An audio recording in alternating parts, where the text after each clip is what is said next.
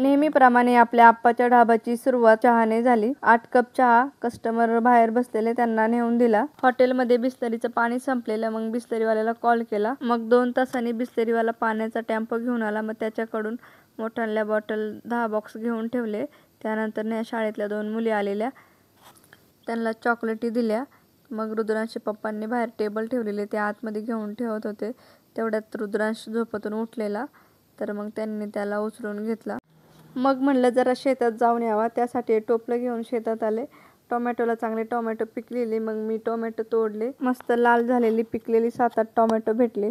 त्यानंतर मिरच्या पण तोडल्या. एवढ्या अशा हिरव्या मिरच्या भेटल्या आणि एवढे टोमॅटो भेटले. छान वाटतं असं बघून. आता ही मिरची आणि टोमॅटो मी हॉटेलच्या जेवणासाठी वापरणार.